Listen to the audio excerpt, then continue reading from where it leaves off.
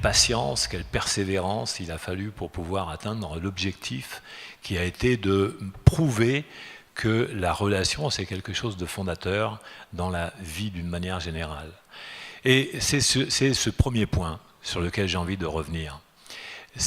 Au tout début de ton exposé, tu abordais la question de l'origine de la manière d'aborder une société, une entreprise, par rapport à ceux qui font l'entreprise. Ceux qui font l'entreprise, tout de suite, on a envie de travailler avec la dimension psychologique et avec tout un tas d'instrumentations psychosociologiques. Et si c'était une erreur? Et s'il ne fallait pas aborder l'entreprise au travers de les gens peuvent très bien poser des problèmes entre eux. C'est-à-dire que, par exemple, quand je dis RPS, risques psychosociaux, quand je parle de RPS, de risques, est-ce que je ne suis pas là en train de suggérer que l'humain est un risque pour un autre humain? C'est-à-dire que je mets une alerte. Je dis, mais attention, il y a des risques psychosociaux. Qu'est-ce qui va se passer? Bien, ce qui se passe dans l'entreprise, c'est qu'on fait filtrer un langage qui est devenu une banalité aujourd'hui. La banalité, c'est de considérer que les autres peuvent être des pervers pour les autres. C'est bien ancré, ça fait depuis 1930 que le discours est devenu redondant. Avant, il y avait des sorciers, il y avait des sorcières. Maintenant, il y a des pervers. Regardez bien que le langage, il évolue. Alors, bien sûr, vous pouvez vous dire, oui, mais moi, j'en ai connu quand même des gens qui me les ont brisés très menus. Et malgré le fait que je lui ai dit d'arrêter, bien, il a continué. Comme quoi, il est vraiment mal intentionné à mon égard. Mais en fait, peut-être qu'on pourrait le considérer autrement. Peut-être qu'il ne savait pas faire autrement. Peut-être qu'il ne savait pas faire autrement. C'est-à-dire qu'il était ignorant et maladroit. Alors c'est vrai que c'est quand même une accumulation importante de points, mais peut-on accuser quelqu'un de son ignorance? C'est encore une autre question. Donc dans le risque psychosocial, j'ai vu qu'il y avait quand même pas mal d'instruments sémantiques qui tendaient à accuser les personnes de comportements qu'elles ne savaient pas maîtriser. Et quand je vois ça, après, il y a tout un système qui s'enclenche. C'est-à-dire qu'on considère que la personne est de mauvaise volonté, qu'elle prouve en plus qu'elle est de mauvaise volonté parce qu'elle s'entête dans sa mauvaise volonté. Mais peut-on accuser quelqu'un d'être responsable de son entêtement? Vous avez peut-être déjà essayé ça avec vos enfants. Arrête de t'entêter. Mais pourquoi, toi, tu continues de t'entêter à me dire d'arrêter de m'entêter? Il y a quand même aussi une logique là-dedans. Donc, plus vous continuez à dire à l'autre qu'il doit arrêter de s'entêter, plus vous vous entêtez à lui dire d'arrêter de s'entêter. C'est une boucle infernale, et c'est complètement paradoxal. Donc, il y a tout un langage qui est venu se greffer dans le langage de l'entreprise, et qui fait qu'aujourd'hui, on considère comme une fatalité d'utiliser un certain nombre d'instruments. On pourrait très bien arriver à approcher l'humain dans l'entreprise complètement différemment. C'est-à-dire ne pas lui prêter de mauvaises intentions, ne pas considérer qu'il le fait exprès, ne pas le considérer d'une manière jugeante, de manière catégorique et l'enfermer dans une boîte comme ça, comme si c'était une fatalité. Et considérer au contraire que nous sommes dans toute la vie en formation permanente. Mais en formation permanente sur quelque chose qui est inhabituel, que nous n'avons pas appris à l'école. C'est ce qu'évoquait Joël, la relation. C'est tout un apprentissage. Et c'est la raison pour laquelle, je dis, l'approche par rapport au RPS, j'en vois toutes les limites. Aujourd'hui, on voit bien que ça ne marche plus. C'est des effets de mode de l'entreprise. Ça passe. Maintenant, ce qu'il faut, c'est justement permettre le développement de l'apprentissage des relations. Et on a effectivement toute une technicité qui se développe avec l'ingénierie relationnelle. Et c'est ce que tu as expérimenté. Ce qui m'a frappé, c'est vous, c'est la bonté. Ça m'a ramené, pour tout vous dire, 30 ans en arrière. J'ai assisté ici à Avignon au témoignage d'une petite bonne femme qui était chargée d'aider à la fermeture et au repositionnement dans l'ordre de l'emploi de la plâtrerie Lafarge. Et alors, elle avait débarqué dans ce monde de la carrière de plâtre avec des gros bras. Enfin, les types étaient plutôt des gros bras. Il a fallu qu'elle arrive à convaincre ces hommes que c'était pas la fin du monde, qui pourrait être. Elle a obtenu, je me souviens, un taux de 80% de réemploi des gens qui étaient là, et au point de départ, tout le monde lui a dit c'est mort. En plus, tu es une petite bonne femme, tu débarques là-dedans avec ces types, ils vont te ridiculiser. Et ce qui m'avait frappé dans son témoignage, c'est la même chose que chez vous, c'est la bonté. La bonté, c'est pas très feng shui en France, c'est un peu ridicule. Quelqu'un qui est bon, il est un peu niais. Mais ce qui me frappe, c'est la clé. Je suis tout à fait d'accord, les risques psychosociaux, c'est bien. Je me suis, à la même époque, avec un ami, on avait travaillé sur une charte du bien-être au travail. En se demandant, de toute façon, les mécanismes négatifs, il faut les analyser, mais de toute façon, ils ne sont pas intelligibles tant qu'on n'a pas les mécanismes positifs. Un médecin n'est pas capable de diagnostiquer intelligemment une maladie s'il n'a pas une compréhension positive de la santé. Et je pense que la vraie clé, quels que soient les outils qu'on peut utiliser, à la fin, il va dépendre de la qualité en bonté, je dirais de l'intelligence de la bonté qu'il y a chez ceux qui mettent en œuvre les méthodes, aussi belles soient-elles. Donc on va peut-être parler de la médiation. La médiation, elle est foutue d'avance chez quelqu'un qui n'est pas bien avec lui-même et qui n'est pas bien avec les autres. Et ça s'apprend nulle part. C'est un donné fondamental. Par contre, ça se cultive et ça c'est clair. Et je pense qu'aujourd'hui, une des grandes questions dans l'entreprise, c'est précisément de veiller sur la diffusion de ce qui se passe de bon. Ça ne se maîtrise pas, ça se jardine la bonté.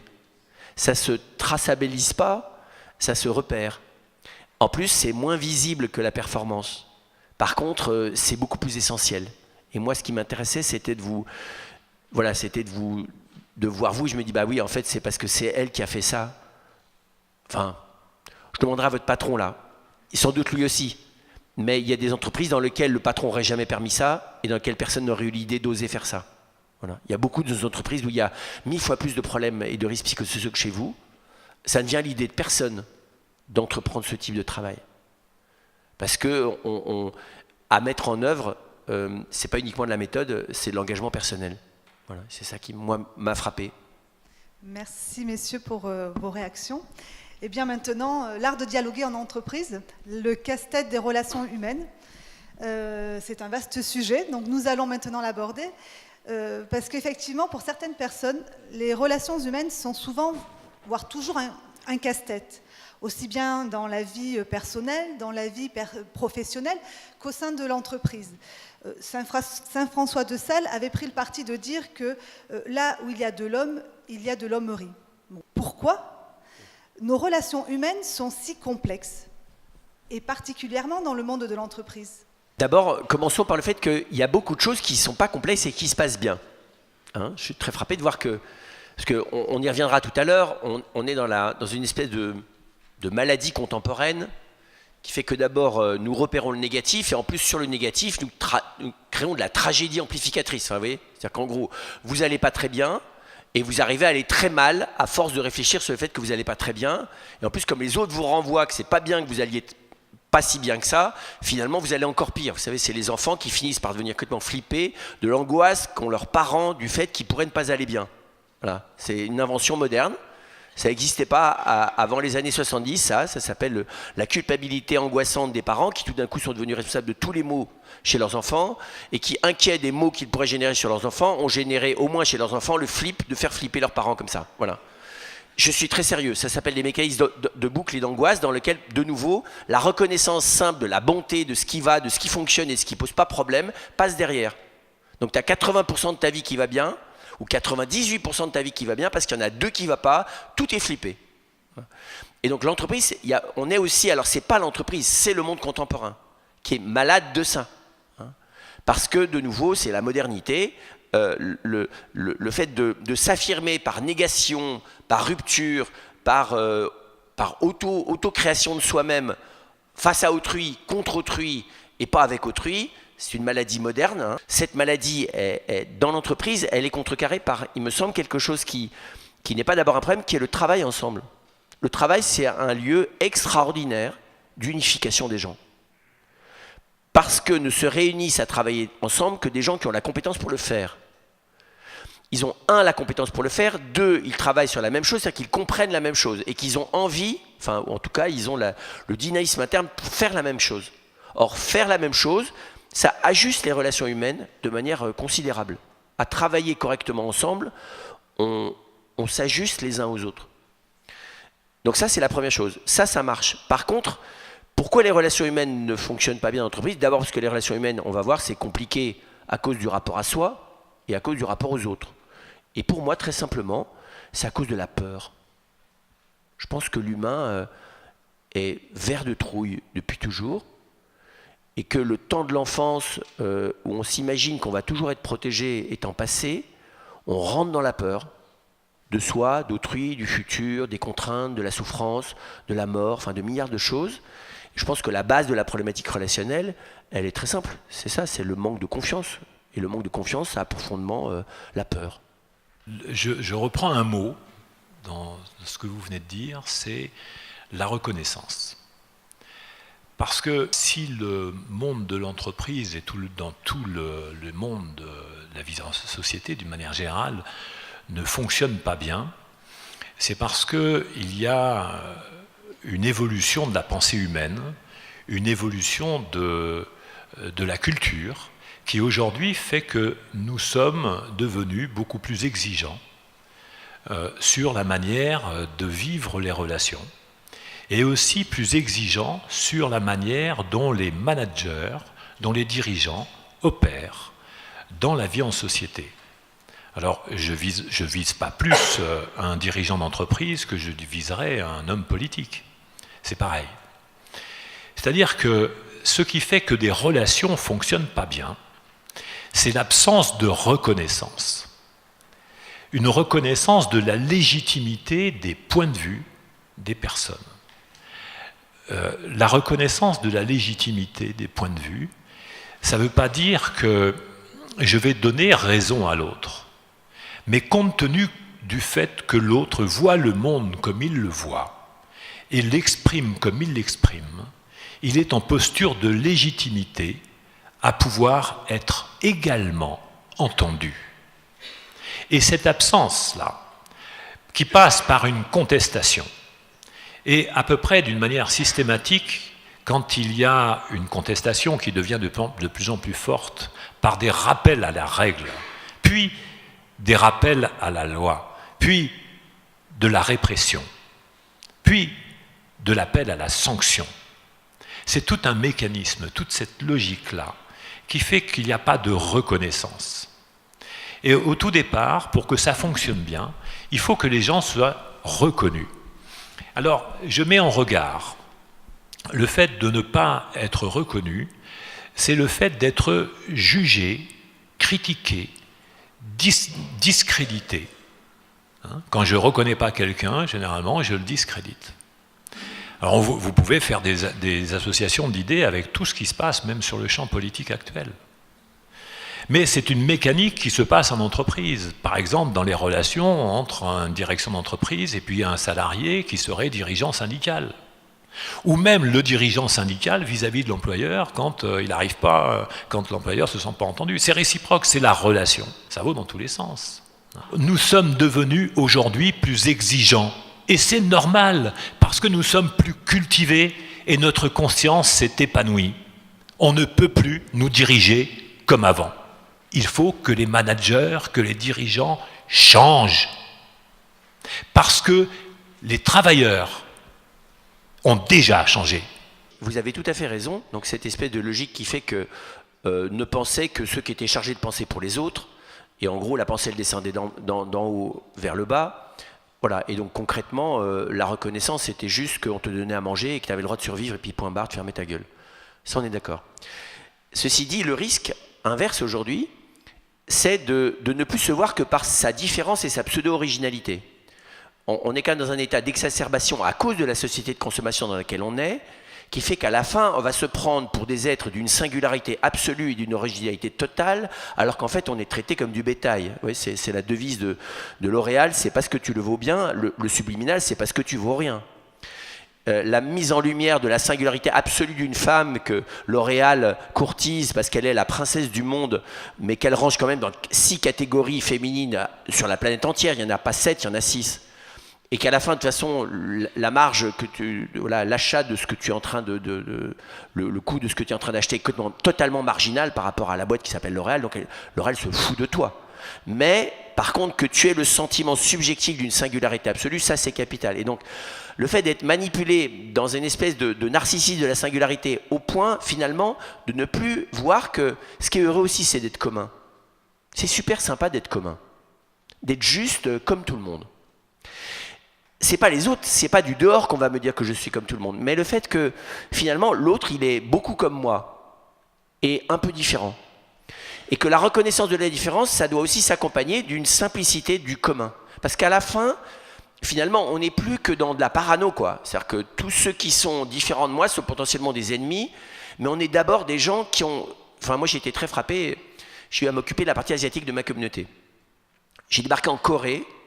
Alors moi je suis pas super doué en langue, mais alors là, la Corée, laisse tomber. C'est-à-dire que si tu veux, quand tu es français, si tu vas apprendre le coréen, avant d'aligner 3 phrases, il te faut à peu près 4 ans. Sauf si tu es basque, parce que le basque et le coréen, ça se rapproche. C'est vrai, en plus. Et donc je me suis dit, jamais j'apprendrai cette langue, puisque je ne venais pas m'installer, mais j'y ai fait plusieurs séjours. Donc j'ai laissé tomber l'idée d'apprendre la langue. Et je me suis mis à écouter les mots. Alors il fallait que quand même j'ai le sujet de la discussion. Hein. Mais une fois que j'avais le sujet, j'étais presque capable de dire à la fin de la discussion ce qu'ils avaient dit les uns et les autres. Parce qu'on le sait bien, le langage non verbal est extrêmement expressif. Et qu'une fois que tu as lâché la peur de ne pas comprendre, tu t'appuies sur ce qu'il y a de commun. C'est-à-dire qu'en fait, c'est des humains, et sur des problématiques données, même un japonais, il y a des endroits, même s'il rigole à l'envers par rapport à toi, tu vas bien voir qu'il rigole à l'envers au bout d'un certain temps, parce qu'il rigole pas pareil quand même, quand il rigole vraiment et quand il rigole jaune. Enfin, au sens, vous voyez, où il n'est pas d'accord, quoi. Parce que c'est mauvais, c'est comme un Asiatique qui dit jamais non.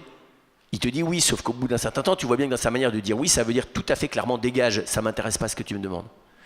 Et donc, je trouve que ce qui manque aussi beaucoup, pour que les choses aillent plus simples, c'est... Encore une fois, c'est la susceptibilité égocentrée, narcissique, vous voyez, de l'infantile tout-puissant que magnifie en nous la société de consommation. Et donc je trouve que, oui, notre originalité, il n'y a que ceux qui nous aiment et qui connaissent en profondeur, qui peuvent nous aider à la reconnaître. Et dans l'entreprise, je trouve qu'une fois qu'on a accepté qu'on est commun, c'est beaucoup plus facile de voir où on est merveilleusement différent. C'est plus cool. Et évidemment...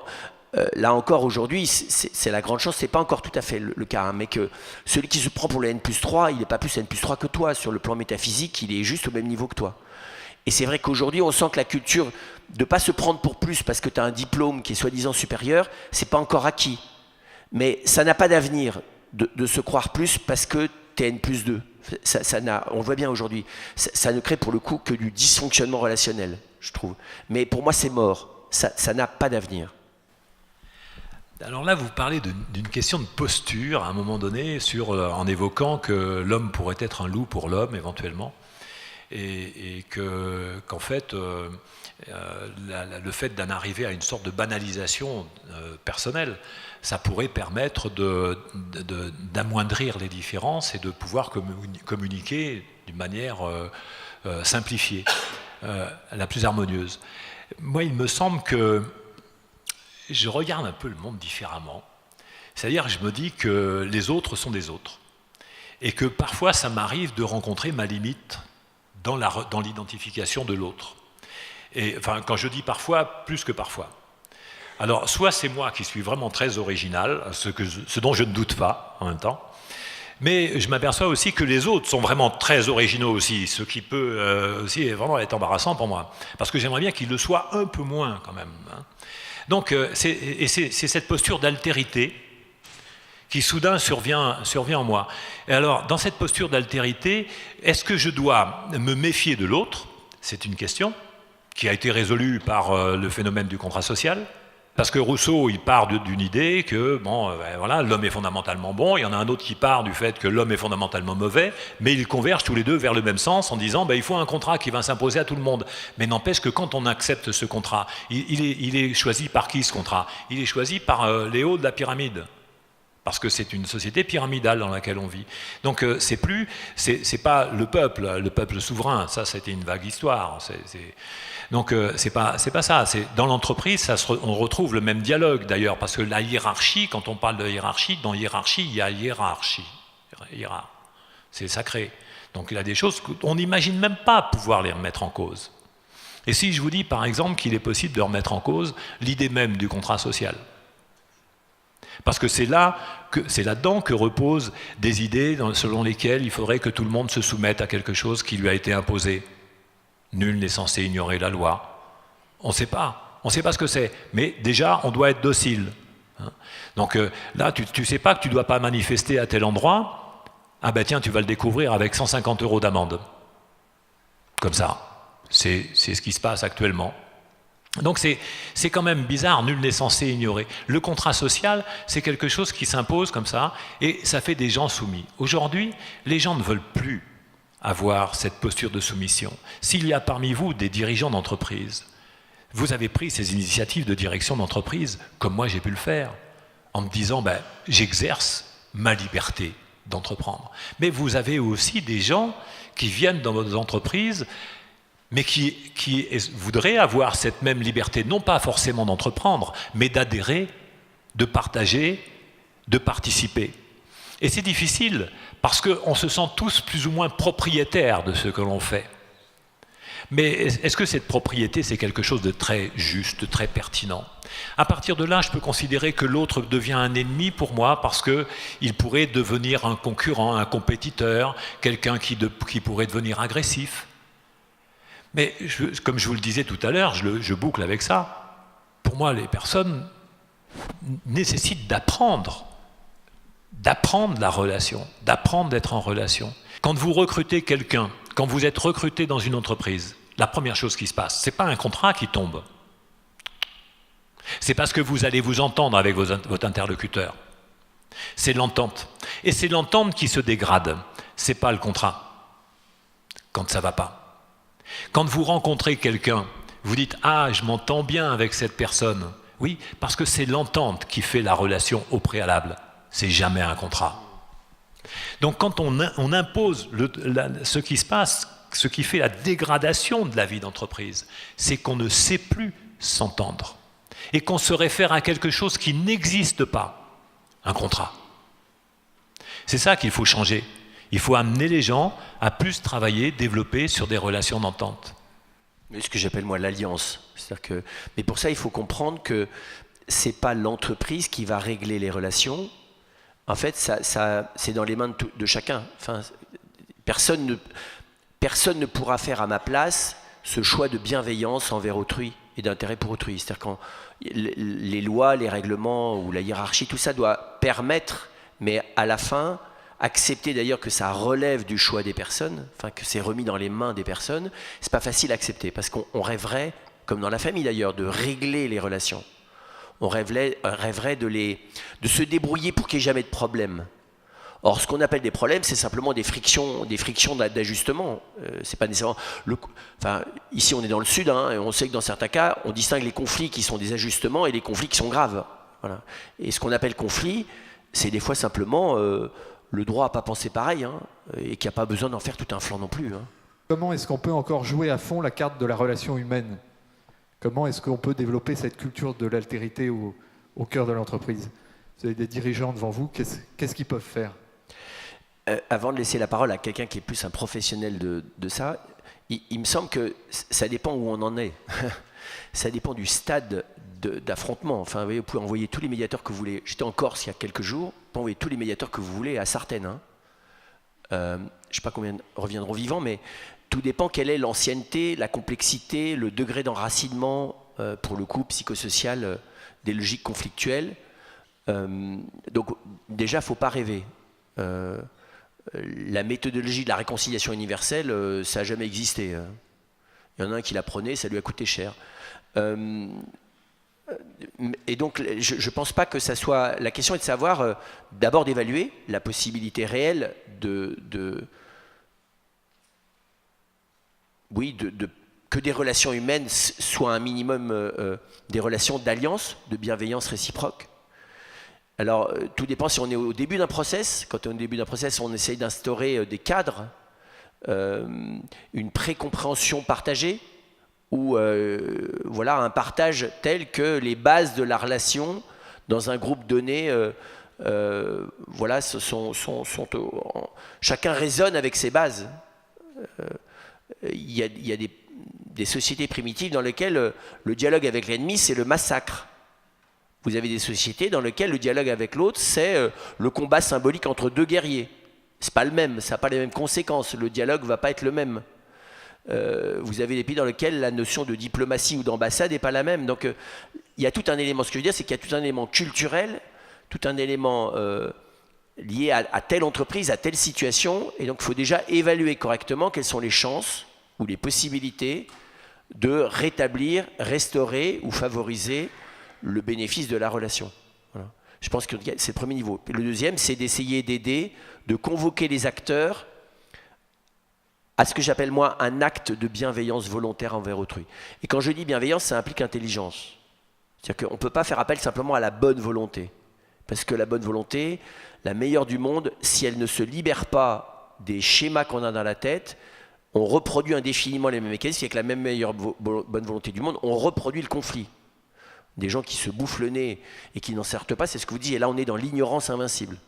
Donc pour moi, il y a un appel au dépassement des représentations toutes faites qu'on a sur les choses. Et moi, c'est ce que j'appelle la bienveillance volontaire, c'est-à-dire d'arriver avec de l'éveil, dans le mot bienveillance, il y a de l'éveil, d'arriver vers l'autre avec une attention réceptive et voilà, de se donner la possibilité d'aller à la rencontre d'un autre homme. Pour moi, c'est ces deux choses-là. Sans ça, je ne vois pas très bien comment on fait. Alors moi, j'imagine plus de technicité, évidemment. Évidemment, c'est plus technique.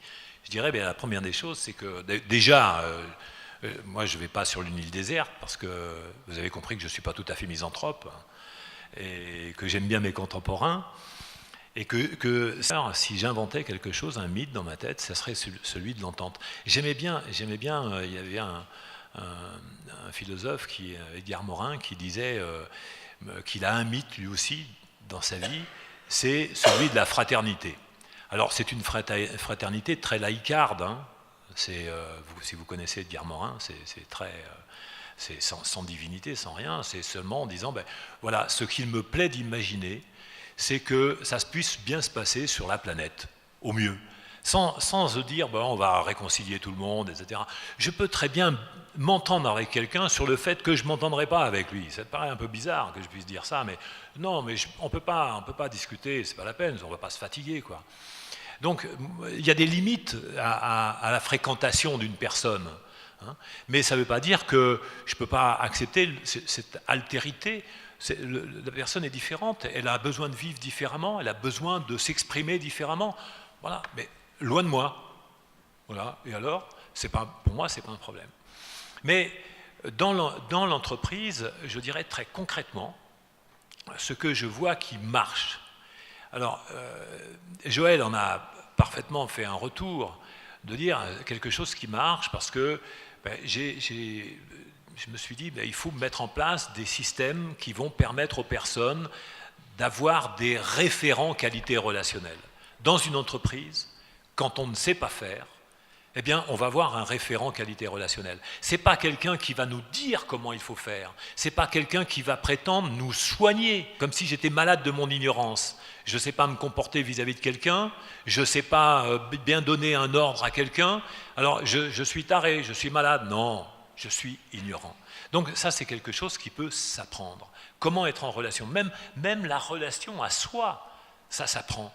Il y a peut-être que, souvenez-vous, il y a 20 ans, il y avait des choses que vous faisiez et vous vous dites maintenant, si j'avais su, c'est bien la trace du fait que si vous aviez su, si on vous avait appris ce que vous savez maintenant. Imaginez qu'on puisse transférer ces connaissances, ces compétences. Est-ce qu'elles sont conceptualisées? Eh bien, c'est celle-là qu'on veut transmettre. On veut transmettre de l'ingénierie relationnelle. Ça fait barbare, le mot fait barbare, mais c'est bien ça. C'est de savoir comment développer de la qualité relationnelle. On sait faire. On a repéré ce qui fait de la dégradation relationnelle. On a repéré ce qui fait du conflit. C'est vrai qu'on ne va pas résoudre tous les conflits de la planète, mais ce n'est pas la question. C'est déjà autour de soi. Comment je fais pour pouvoir être en meilleure relation avec quelqu'un? Avec mes proches, dans mon entreprise, dans mon organisation, dans ma famille, dans les associations. Comment je fais? Est-ce que je sais faire? Eh bien, quand je réagis trop vite, est-ce que je ne peux pas revenir en arrière? Quelle est cette fierté? qui m'empêche de le faire? Est-ce qu'elle est utile? Si j'avais su. On n'imaginait même pas, il y a 30 ans, que travailler sur la relation, ce soit possible. Il y a 30 ans, hein. On parlait juste, on esquissait les formations de développement personnel. Je ne sais pas si vous vous souvenez, mais et les techniques et les formations managériales. Alors c'était de la sauce, hein. Ça, je m'en souviens parce que j'en ai fait. J'ai même enseigné la pyramide de Maslow. Je ne sais pas si vous voyez, c'est une aberration. Si on vous l'a appris, je vous dis tout de suite, oubliez, c'est une aberration. Alors, je vais revenir quand même sur un point par rapport à tout ça. On dit, mais on va enseigner, on va former des gens, on va mettre en place des dispositifs de médiation interne, des référents qualité relationnelle dans les organisations, et ça marche. Mais il y a un point aussi sur lequel il est important de revenir, me semble-t-il, parce que vous avez parlé de bienveillance. Et vous l'avez associé à la bonne volonté. Il y a deux étymologies à la bienveillance. Il y a celle de benevolis ou benevolis. C'est soit la bonne volonté, soit la surveillance. Pardon, j'ai dit surveillance? Mais bien sûr que c'est ça. Parce qu'en fait, quand je suis au bout de ma bienveillance, qu'est-ce que je fais? De la surveillance. Eh oui, c'est pas facile à digérer du premier coup. J'en conviens. Mais c'est bien ce que je fais. Quand je suis au bout de ma bienveillance, regardez, je suis bienveillant avec un enfant qui commence à faire des trucs. Je suis bienveillant, j'accepte, j'accueille ou j'accepte. J'accepte. Si j'accueille, il peut monter dans le frigo, hein. Je dis rien. Mais j'accepte. Bon, ça c'est ma bienveillance. Et bien au bout d'un moment, je le surveille, hein. Et puis après, qu'est-ce que je fais? Je le tolère. Ben, quand j'en ai marre de le tolérer, il y a déjà un seuil à la tolérance. Et vous savez ce vers quoi il dirige? Dehors. Donc, moi, la bienveillance m'a toujours gêné. Parce qu'elle est porteuse de ce sous-entendu moralisateur qui froisse, en fait, aussi. Parce que c'est celui qui est bienveillant, il regarde par-dessus. Et il considère. Et celui qui est considéré, il est en dessous. Quand on ne sait pas faire autrement, c'est déjà pas mal, la bienveillance. C'est bien, comme on le dit. C'est pas mal. Mais ce qu'il y a de plus important, c'est de pouvoir être plus exigeant. Et non pas être bienveillant, mais de pouvoir regarder l'autre en tant qu'il est l'autre. Ça, je vous le dis, c'est extraordinaire. C'est un pas extraordinaire que notre humanité est en train de franchir progressivement. Elle a encore le pied en l'air. Regardez comme les choses changent. Malgré des résistances qu'il y a, qui sont fortes, mais les choses progressent. Et c'est ça que je trouve intéressant. Même dans les entreprises, on change, on évolue, le management change. La direction d'entreprise va changer. Les managers vont devoir changer. C'est vrai que les formations telles que celles des grandes écoles, elles doivent changer. Les profs, ils doivent évoluer. Ils en sont loin encore. Parce que ne serait-ce quand on voit la formation de l'ENA, par exemple, on se dit que là, vraiment, il y a des choses à faire. Il va falloir qu'ils changent beaucoup de choses dans ces formations managériales. Ils ne savent pas faire. Mais ils vont devoir s'adapter parce que les gens poussent pour qu'il y ait plus de qualité, de relations et pour qu'ils obtiennent cette reconnaissance qu'ils exigent aujourd'hui. Et c'est ça qu'il va falloir faire passer. Ce sont des formations, c'est de l'accompagnement, comme tu le fais, de l'accompagnement présentiel, de l'accompagnement extérieur, parce qu'un conflit, ce n'est pas une fatalité. Un conflit, comme vous le disiez tout à l'heure, c'est quelque chose qui peut être grave ou quelque chose qui peut être moins grave. Une polémique, ce n'est pas grave. Mais un conflit, quand ça devient fort, c'est parce qu'il y a de l'absence de reconnaissance, rien de plus. Et c'est là-dessus qu'il va falloir travailler. Alors, à la fois, je suis d'accord avec vous, en même temps, il me semble qu'il y a un élément clé qui manque, c'est que l'altérité, ça n'a jamais créé aucune communion, quand elle est regardée que pour elle-même. L'altérité, ça finit par l'étrangèreté et par la disparition d'autrui. Parce que s'imaginer que je peux reconnaître l'autre dans sa différence absolue, ça ne veut rien dire pour moi. J'allais dire, ou bien c'est un mystère qui m'échappe, et c'est l'altérité complète. Parce que moi, je n'en dis rien, je n'en sais rien, et je ne peux rien faire avec cette personne. Ça s'appelle le mystère. Et donc, c'est bien de dire que l'autre est autre. Pardon, c'est pas un scoop. La question est de savoir comment est-ce que maintenant j'apprends. Comment j'apprends à vivre avec l'autre. Et je vois mal comment j'apprends à vivre avec l'autre sans être prêt à me laisser déplacer par autrui. Et moi, c'est ce que j'appelle l'attitude de bienveillance. Je ne suis pas foucaldien. De passer de bienveillance à surveillance, c'est la perversion du mode occidental. Et je dirais même que pour moi, la maladie française, c'est de suspecter la bienveillance de surveillance. La bienveillance, c'est l'inverse. C'est regarder l'autre comme plus grand que moi, comme un don, comme un cadeau. Pas comme quelque chose que je surveille, comme quelque chose sur lequel je suis appelé à veiller parce que ça me dépasse. Et quelque chose qui va m'apporter précisément un déplacement de ma personne. Et moi, la grande question d'aujourd'hui, c'est que la juxtaposition des altérités, ça s'appelle la mort. Les gens ne sont jamais aussi hautes que dans un cimetière. Je pense que la vraie question, c'est comment nous veillons les uns sur les autres, comment nous prenons soin les uns des autres. Et pour ça, il faut passer de la reconnaissance de l'altérité, qui est fondamentale, à ce que j'appelle pour moi la bienveillance volontaire, pas la bienveillance au sens, c'est-à-dire la capacité à me laisser déplacer par autrui. Est-ce que je suis prêt à ce qu'autrui vienne me déranger dans ma manière d'être? Je ne crois pas à la juxtaposition des différences. Je crois qu'à un moment donné, il faut que je laisse de la place à l'autre, et que c'est la rencontre, et que je ne sais pas comment je vais sortir de la rencontre. Je sais simplement que je vais en sortir modifié. Or, je pense qu'aujourd'hui, on est dans un mythe dont moi je pense qu'il est dangereux, qui est de croire que chacun va se maintenir de plus en plus dans son identité d'altérité et de différence, qui réclame des autres d'être reconnu comme tel. Donc chacun de nous va finir par être une minorité non reconnue par autrui, et que c'est cette reconnaissance qui va nous permettre de vivre ensemble. Je ne le crois pas du tout. Je pense que c'est un préalable, mais qu'à un certain stade, ça empêche le fait de prendre le risque. C'est pour ça que je parlais d'être commun, de prendre le risque de faire avec l'autre. Et que quand je fais avec l'autre, eh bien, on va s'éborgner l'un l'autre. On ne va pas savoir bien faire l'un avec l'autre. Et on va s'apprivoiser les uns les autres jusqu'au bout. Donc ce que je crains, c'est qu'on ne prenne pas le risque de vivre ensemble. On ne prenne pas le risque de ce que j'appelle moi la communion, qui ne sera jamais d'ailleurs une union. Hein. La communion, c'est la koinonia, c'est de mettre en commun. Voilà. Et je pense que le grand pari aujourd'hui, c'est allons-nous accepter, en entreprise, de prendre des risques ensemble? Allons-nous accepter de mettre nos peurs sur la table? Allons-nous accepter, oui, de nous laisser déstabiliser les uns par les autres, ou bien rêvons-nous d'être, comment dire ça, d'être dans une paix d'originalité complète qui fait que les originalités les unes envers les autres vont créer une espèce de merveilleuse mixte et diversité arc-en-ciel. Enfin, je ne crois pas à ça parce que je pense que ça ne correspond pas aux humains, c'est un rêve angélique ça. Les seuls êtres qui soient absolument différents dans leur singularité, c'est les anges.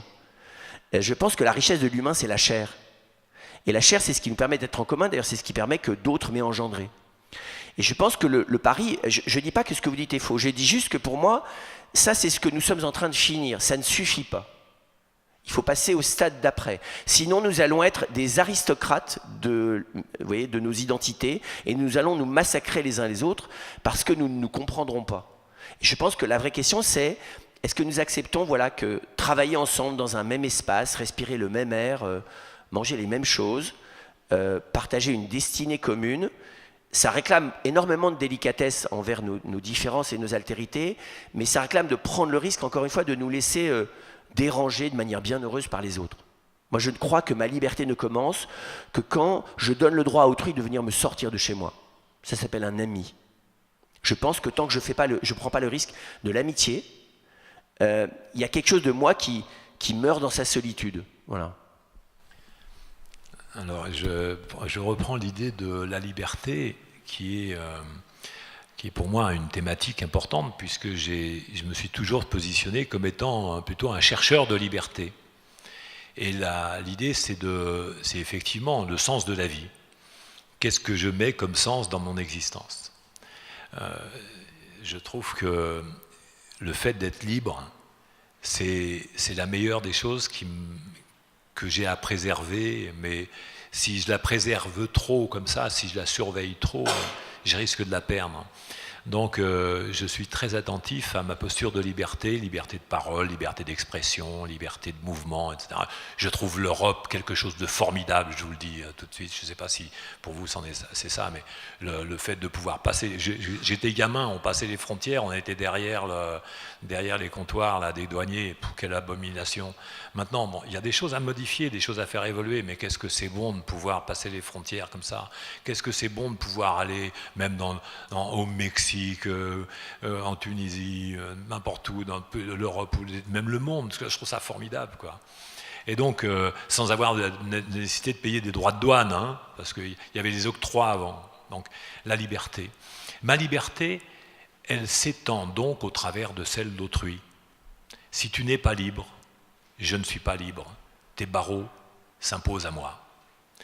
Donc ça, c'est quelque chose d'important, que je vais cultiver cette idée-là. Je partage cette idée que le mot, je ne le reprendrai pas, mais l'idée, évidemment, je suis sensible à l'idée que quand je rencontre l'autre, qu'il est différent, ça prend du sens à partir du moment où je me laisse embarquer dans son histoire et où j'apprends de lui. Ça, c'est formidable. Et c'est comme ça qu'on avance, on évolue. Et c'est pour ça que je dis bien, ma liberté, c'est t'es pas libre, je suis pas libre, et il faut que je t'aide même à être libre, pour que je sois libre moi-même. Donc c'est ça, c'est une contribution, c'est un sens dans l'existence. Donc dans la vie d'une organisation, c'est aussi très difficile. C'est-à-dire, c'est lâcher du pouvoir. C'est lâcher du pouvoir, le pouvoir qu'on pense qu'on a, ou le pouvoir qu'on s'attribue, et puis qui est très fugitif, hein, parce qu'il y en a beaucoup de gens qui ont eu beaucoup de pouvoir sur la planète, et ils sont tous au même endroit. Donc comme ça, c'est réglé. Mais c'est ça, c'est le sens de l'existence. Quel est le sens que je vais donner à mon existence? Quel est le sens que je vais donner à l'organisation, à l'entreprise que je crée? L'entreprise n'est pas là pour faire le bien-être des personnes. C'est pas ça, c'est que les gens viennent pour produire. Mais maintenant, qu'est-ce qu'ils doivent apprendre pour pouvoir bien participer à cette vie d'entreprise? C'est à savoir comment on fait pour être en bonne relation. On voit bien que ce qui fait que des personnes sont motivées, moi je regardais la liste des différents aspects, des différents points, il y en avait plus que 3, il y en avait 4, 5, 6 points qui reprenaient l'idée de la relation. C'est ça qui est essentiel, c'est que pour que j'ai envie d'aller bosser quelque part, eh bien il faut que j'ai de bonnes relations avec les gens. Si j'ai pas de bonnes relations, j'ai pas envie, je suis démotivé. Je suis tout à fait d'accord. Je pense qu'on est en train de faire le deuil, on a du mal, hein, de notre rousseauisme. C'est-à-dire qu'on a pensé que de remplacer la religion par le contrat social, la religion c'était une catastrophe, hein, parce que quand la religion pense à la place de ses fidèles, elle sert à rien, elle est en plus complètement contraire à l'évangile, et on a pensé que le contrat social qu'en gros l'organisation de la société garantie par l'État allait créer les conditions du bonheur. Ça, c'est déposséder l'individu de sa propre liberté. D'ailleurs, quand on regarde les Grecs, hein, c'est Échille, on est soumis au Dieu, qui joue avec nous, quoi. Sophocle dit c'est pas sûr, et Euripide dit basta les dieux, en attendant on va vivre sur la base de notre responsabilité et de notre liberté. Et je pense qu'on est en train de vivre ça. En gros, on a rêvé, surtout après la Deuxième Guerre mondiale, qu'une bonne organisation politique, ça allait créer des gens naturellement bons et vertueux. Or, je pense que, de nouveau, le tissu social, il repose sur l'alliance entre les personnes. Il repose sur le choix. Et alors, je nuancerai les choses par rapport à ce que vous avez dit. Je dirais, je pense qu'il n'y a jamais eu autant de personnes sur la planète qui sont sensibilisées à la dignité qui est la leur et à la nécessité d'y réfléchir. Ils y sont sensibilisés. Par contre, transformer cette sensibilité en capacité à le faire, et cette capacité à le faire en véritable bonheur de la relation, là, il y a du boulot. Et donc, c'est le premier pas. Et je trouve qu'aujourd'hui, le deuxième, on est en train de le franchir dans un pays comme le nôtre et de se dire, mais la vraie problématique, elle est dans les mains des citoyens. Donc, il faut qu'on arrête d'attendre que c'est le changement de structure ou les changements de loi ou les gens qui gouvernent qui vont faire ce pays. Et on sent bien qu'il y a un nombre croissant de citoyens qui disent, voilà, c'est sur nous que ça repose. Et nous, on va décider de vivre différemment, d'arrêter que ça soit la société de consommation, l'hypertechnologie et l'interaction, l'interconnexion médiatique qui déterminent nos existences. Autrement dit, ma vie, elle se joue là où je suis, avec ceux qui sont près de moi. Ça se joue de nouveau dans la chair de ma vie quotidienne. Voilà. Et je pense que là, de la même manière d'ailleurs que pour moi, les entreprises qui sont en train de quitter définitivement le mode de la PME pour se mondialiser dans leur tête et dans leur process, sont des endroits de désagrégation de l'humain. On n'arrivera pas, moi je pense qu'il y a beaucoup de gens qui font du baby-foot parce que c'est parce que l'objet même de l'entreprise est un objet déshumanisant. Quand je travaille sur de la virtualité, donc je ne sais même plus ce que je fais. je ne sais plus très bien qui je suis là-dedans. Je ne sais pas très bien à quoi je sers. Donc c'est plus difficile d'humaniser l'acte de travail aujourd'hui quand on travaille sur c'est même plus du tertiaire, c'est du quaternel. Quand on travaille sur du virtuel, on n'est même plus dans du tertiaire, on n'est même plus dans du service. On est sur des choses, vous travaillez sur les tubes ou vous travaillez sur le digital, ça veut dire que vous ne travaillez plus directement sur un outil identifiable par rapport à un usage précis. Bon. Je ne dis pas que c'est évitable, je dis juste que c'est normal qu'on compense par autre chose pour ne pas péter les plombs. On a besoin d'être soigné, c'est un peu comme dans l'hôpital, on croise beaucoup de souffrances, c'est normal qu'on soigne les soignants parce qu'ils sont mal de voir beaucoup de gens mal. Voilà. Quand vous êtes virtualisé par les métiers qui sont les vôtres, vous avez besoin d'un tout petit peu d'incarnation. Alors c'est de la gym ou du baby-foot, mais il faut vous réincarner pour pas finir comme le gars dans Astérix, vous savez, qui est au bout de la ficelle et qui fait ouh là-haut dans l'altitude. Et donc je pense que la vraie question, elle est qu'on commence à voir. Alors ensuite, comment ça va devenir un mouvement social ? Un mouvement dans lequel, de nouveau, la relation humaine, la relation à la terre, la relation, l'écologie fondamentale, il n'y a pas besoin de, c'est pas seulement les poubelles vertes et les poubelles jaunes, c'est de comprendre que je décide de changer mon rapport à l'argent, mon rapport au pouvoir, mon rapport à autrui, et tout ça se tient. Pour être plus heureux simplement, pour que ma vie m'échappe moins.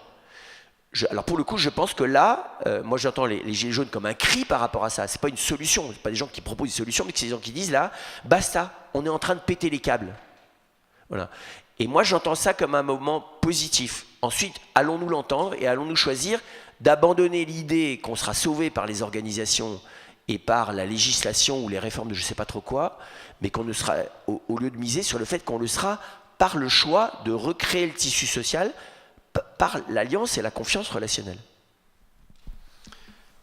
Oui, je pense qu'il y a aussi dans le mouvement actuel de contestation qu'on voit dans certaines entreprises qui chahutent certaines entreprises, on voit dans le mouvement social des Gilets jaunes en l'occurrence, c'est quelque chose qui fait remonter, comme disait Coluche, la mauvaise odeur qu'il y a en bas, et là pour le coup elle est remontée là. Ils ont senti qu'en bas c'était la merde quoi.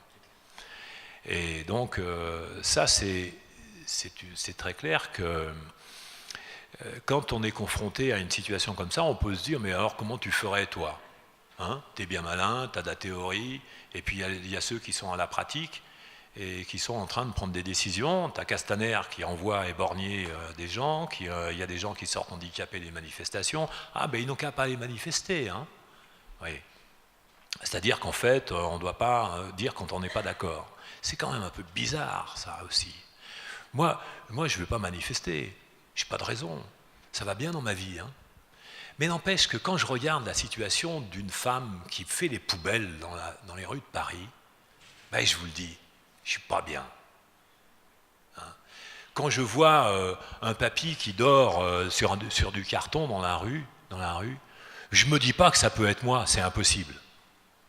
Parce que moi, tu me mets dans le désert, il n'y a rien, je trouve une source. Mais lui, il ne trouve pas la source.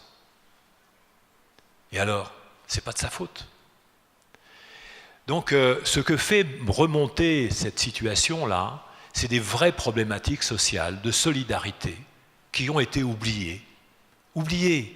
Je dis bien, c'est incroyable que ça puisse avoir été oublié, ça. La solidarité de base. Ceux qui dirigent vont devoir modifier leur mode de management. On va vers autre chose. Moi, je ne pense pas du tout qu'on va vers une société qui va aggraver son système répressif. Je ne crois pas. Je suis un optimiste de ce point de vue-là, parce que je pense qu'on va en s'améliorant. Il y avait un chercheur qui s'appelait Pierre Changeux, un chercheur en neurologie, qui disait que de tout ce qu'il avait vu, c'était une évolution de l'humanité, une évolution de l'organisation sociale. Donc il y a des chaos parfois, mais d'une manière globale, ça s'améliore. Donc moi, je pense que l'humanité va en s'améliorant dans même ses modes de management, dans ses pratiques relationnelles. Et je crois que là, on vit un tournant, un chahut dans les instances gouvernementales qui vont faire que ça va changer dans les prochaines années. Ça va vite changer, parce que c'est plus possible qu'on soit dirigé comme ça. C'est plus possible. De même que dans les entreprises, on l'a vu, vous avez vu, pour ceux qui dirigent des entreprises, vous n'avez plus le même management qu'avant. Parfois, il faut que vous remballiez des manières de faire, parce que ça devient de plus en plus difficile. Je vous dis que dans les grandes écoles comme ça, ils ne se sont pas actualisés. Le problème, il est là. J'enseigne à HEC, je confirme malheureusement. Vous avez ouvert du coup la parole au public. Madame, voilà. Donc on va vous donner la parole. Merci pour ce très bel échange hautement intellectuel. J'ai reconnu mes amis de toujours, Buber, Lévinas. Vous êtes tous les deux très lévinassiens, hein. Vous vous en doutez bien, évidemment. Hein. Vous, c'est la compréhension de l'autre est indissociable de son évocation. Vous, c'est la distance intersubjective transformée. La courbure de l'espace subjectif transforme la distance en élévation. On est là-dedans. C'est magnifique, c'est très beau. C'est évidemment des grands philosophes au début du XXe siècle ont pensé tout ça et avec le mal que vous savez, leurs idées commencent à éclore et vous en êtes des magnifiques porteurs. J'ai une question qui va sentir le vécu dans ma chair parce que j'ai monté un café citoyen qui s'est lamentablement vautré pour avoir extrêmement bien marché. Vous voyez comme quoi la réussite amène parfois, parce qu'elle porte dans son œuf l'intentionnalité, quelque chose qui va au casse-pipe. On avait ce magnifique rêve de créer un lieu associatif dans lequel il y aurait des conférences, des débats, et alors on emploierait des gens. Évidemment, on emploierait des gens, mais alors sur le mode associatif. Alors il y aurait évidemment l'aspect idéaliste qui nous rend si vieux et si grand enfant mature. Et puis alors il y a eu un prud'homme, enfin bon, puis ça s'est très très mal terminé. Puis alors j'ai fait des découvertes, parce que moi j'aime bien chercher, puis j'ai appris plein de choses. Puis alors effectivement, du coup, cette catastrophe s'est transformée en une très grande leçon. Et alors j'ai compris une chose, c'est que le contrat de travail, c'est le droit des esclaves. Et ça, tant que le contrat de travail existera, tout ce que vous dites là, ça va juste pas être possible. Parce que quand on engage des gens, et qu'à la fin, il y a écrit contrat de subordination, parce que si ce contrat n'est pas un contrat de subordination, il n'est pas légalement un contrat de travail, alors ça veut dire quoi? Que quelqu'un qu'on engage pour travailler dans un salaire, il est, en fait, ses droits, c'est la contrepartie de sa subordination. Ça s'appelle l'esclavage. Donc, moi, je trouve que ça, personne n'en a parlé, je le dis haut et fort, c'est la plus grande arnaque. Et alors qu'on regarde, même dans la Constitution, les droits de 46, avec effectivement le droit au travail, etc., mais stop, quoi, non. Pas un contrat de travail qui est un contrat de subordination. Et donc, la question du salariat, qui vient de la gabelle quand même, hein, on a droit au sel. Cette question du salariat, elle doit se poser vraiment des questions. Voilà. Moi, je suis complètement d'accord avec vous. Et on est toujours dans la question de la médiation. Le contrat de travail est vu comme un contrat d'embauche. Donc, effectivement, il est le propriétaire ou celui qui a une entreprise qui embauche quelqu'un pour venir. Je pense que ce qui manque, c'est une intelligence de la nature même du travail ensemble. Pour moi, le contrat, c'est un contrat de mutualisation des compétences dans la coopération. Et je pense que le modèle de la coopérative, pour moi, est le seul modèle qui corresponde à la nature même, là je suis en philosophe, à la nature même de l'acte de travail collectif. Et je pense qu'on confond plein de choses.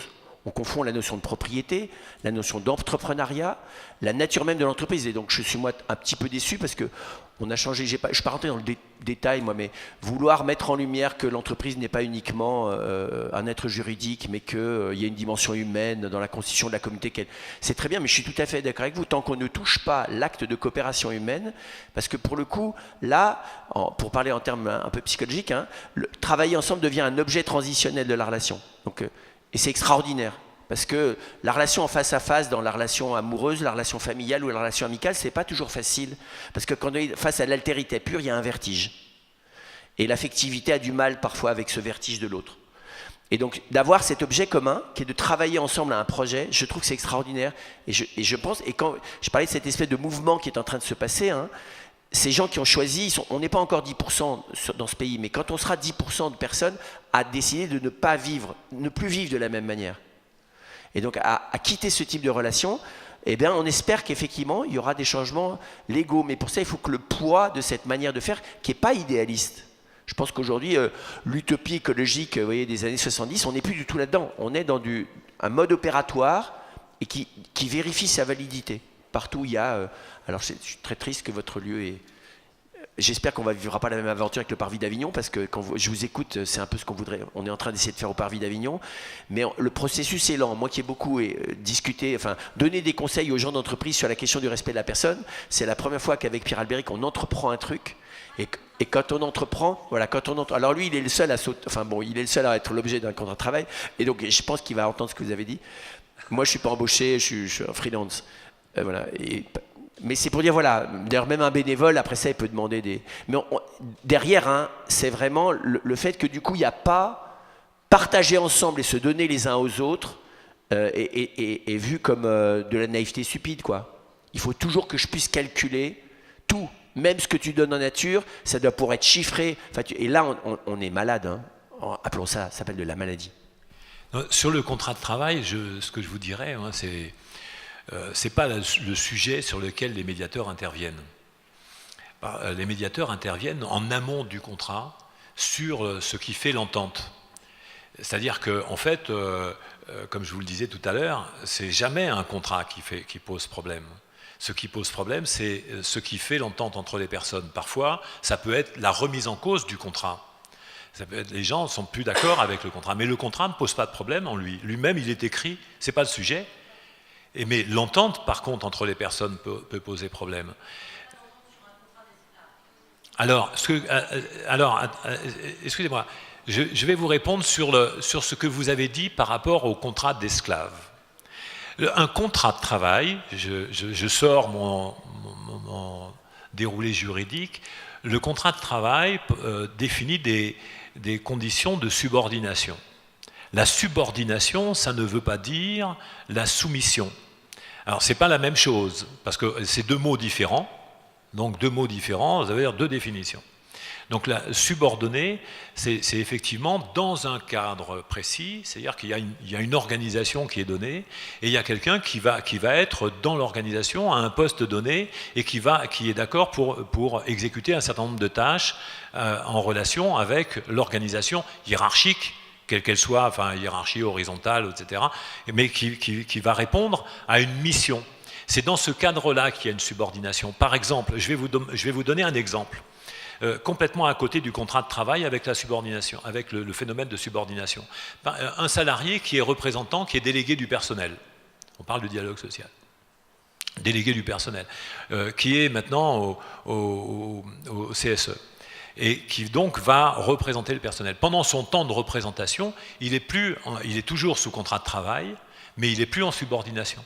Il n'est plus en soumission à quoi que ce soit, il n'est plus en subordination. Et pourtant, il est dans le cadre de son contrat de travail. Vous voyez, et il doit faire attention à la sécurité, par exemple, à des choses comme ça, qui font partie de son contrat de travail. Donc, il ne faut pas aggraver la notion de subordination et la détourner en disant soumission, esclavage.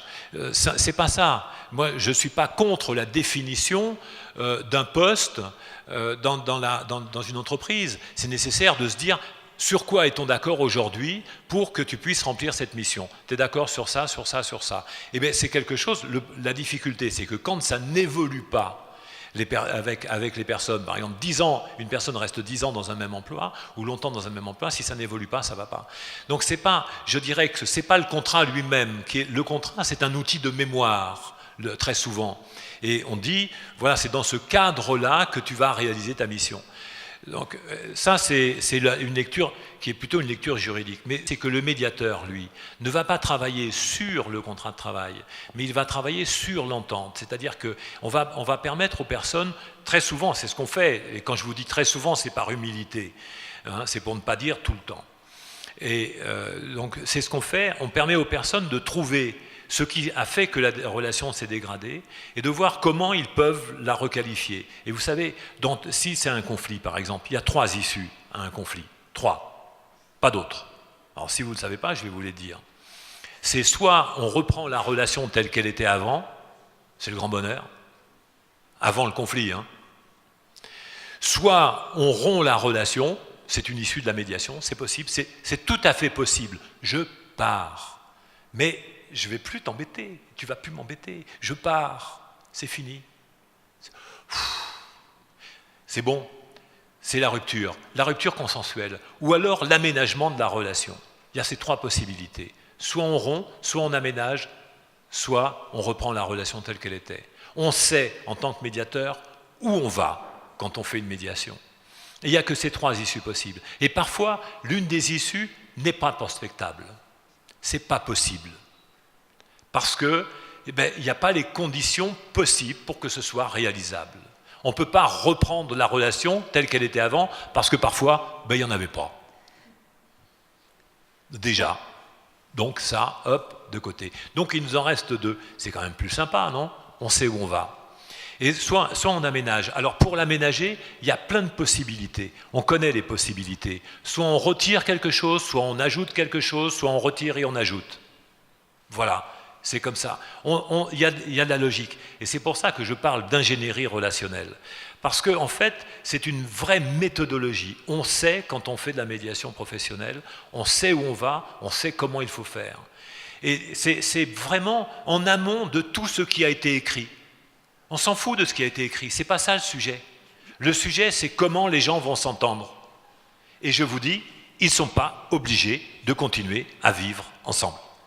Non plus, ils ne sont pas obligés de continuer à travailler ensemble. Merci Jean-Louis. C'était un plaisir. On avait une question ici encore. Je pense que ça sera la dernière. Tout d'abord, merci pour votre intervention d'hier et surtout de demain. Puisqu'on parle de relations humaines, que pouvez-vous nous dire sur, de relations humaines, donc forcément de management dans l'entreprise, que pouvez-vous nous dire sur l'entreprise libérée et quelle est votre idée là-dessus?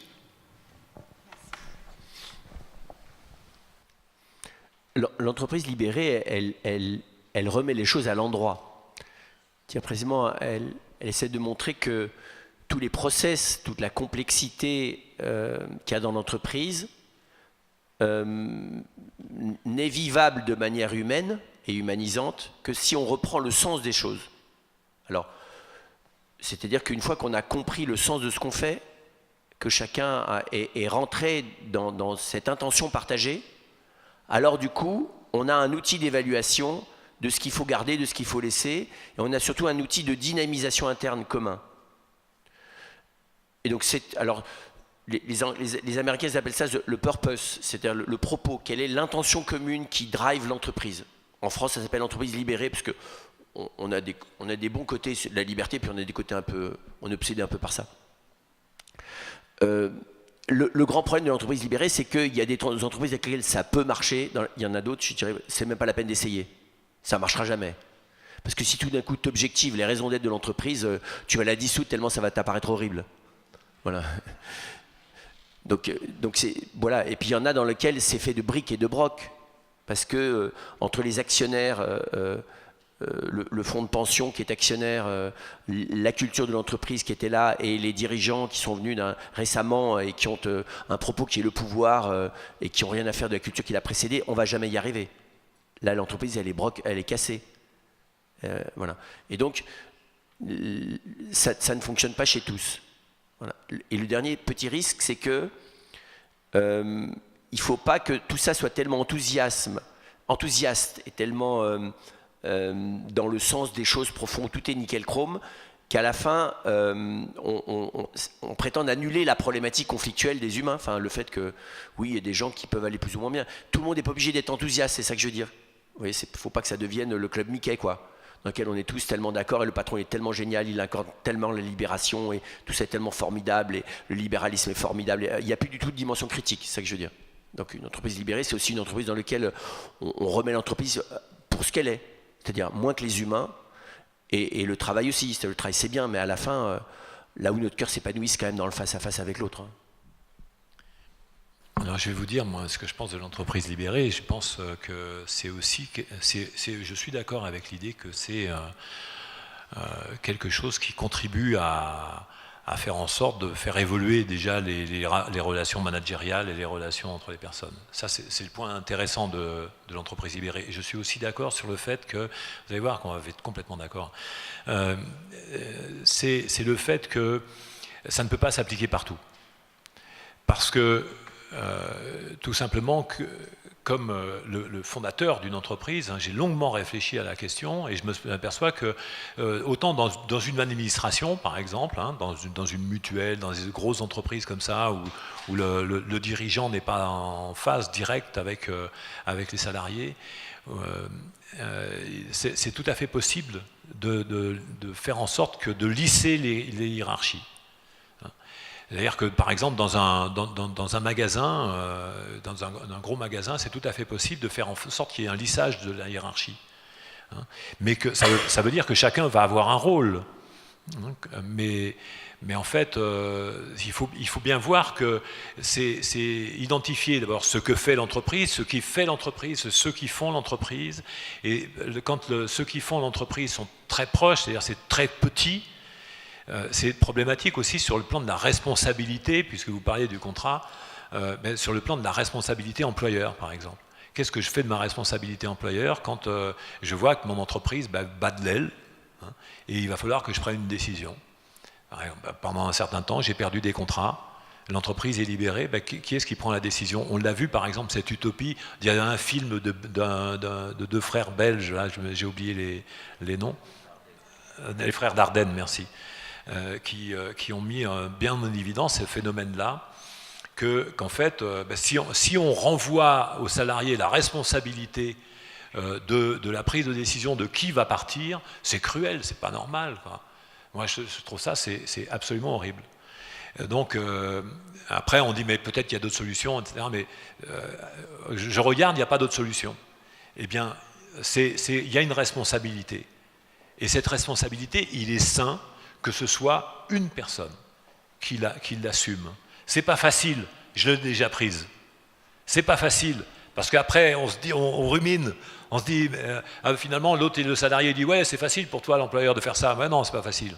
C'est pas facile parce que je trouve ça cruel. Mais n'empêche que je le fais parce que il faut que je fasse progresser l'entreprise, il faut que je regarde qui va faire quoi, etc. Comment. Et l'entreprise libérée, moi je trouve l'idée est intéressante, mais elle est encore à faire évoluer. C'est de début, c'est une bonne idée, il y a quelque chose là-dedans, mais vous voyez, j'ai regardé, et pourtant je vous ai dit mon attachement pour moi à la liberté, là pour le coup je ne suis pas convaincu de la pertinence totale du concept. Je trouve que c'est limité dans son champ d'application, et il faut encore réfléchir, peut-être faire évoluer notre humanité, peut-être, donc il va falloir attendre un peu, mais n'empêche que ce n'est pas encore ça. Et alors l'idée coopérative, je suis 100% d'accord avec frère Samuel pour dire que les coopératives, c'est vrai que c'est très simple, mais on n'est pas tous dans un système coopératif et on n'envisage pas tous ce système coopératif. Donc oui, moi-même je l'ai envisagé, mais c'est difficile, c'est compliqué, parce que il y a plusieurs responsabilités, des postes, etc. Tu n'arrives pas à te le représenter, tu ne vois pas comment ça peut se passer. Tu continues, moi je continue l'entreprise telle que je l'ai créée, en faisant en sorte qu'il y ait la meilleure entente sociale dans mon entreprise. Donc l'entreprise libérée, pour moi, ça serait ça, que de travailler sur l'entente, de faire en sorte que les gens soient le plus contents possible de venir bosser là où ils bossent. Merci. Merci Jean-Louis. Bonsoir à toutes et à tous. Je suis très émue ce soir par votre présence nombreuse, émue par les propos de Joël, de Samuel, de Jean-Louis. Et à l'aune de tout ce qui s'est dit ce soir, ce que je retiens, c'est que je sais que je ne sais pas. Et que communiquer avec l'autre, ce n'est pas l'écouter avec sa propre vision du monde, mais respecter les différences de point de vue de la personne écoutée. Et je souhaite vous faire partager un extrait d'un écrit de Daniel Mermet, c'est un animateur de l'ancienne émission Là-bas si j'y suis, de France Inter. Quand il dit bleu, je vois rouge. Un autre voit jaune. Ma sœur voit vert. Mon voisin voit violet. Et ma mère tout en rose. Certains voient autre chose que des couleurs, des chansons, des saveurs, des gares, des lendemains, des moineaux, des citernes. Est-ce à dire que personne ne voit bleu quand il dit bleu, cela signifie que chacun voit son bleu à sa porte, que le regard est plus important que la chose regardée, l'écoute plus importante que la chose écoutée, et la lecture plus importante que le livre, le souffle plus important que le poumon. Alors oui, n'écoutons plus en fonction de nos croyances et de nos convictions. Écoutons l'autre avec altérité et acceptons que son bleu ne soit pas le même que le nôtre. Merci à vous tous de votre participation et de nous avoir fait confiance pour cette soirée.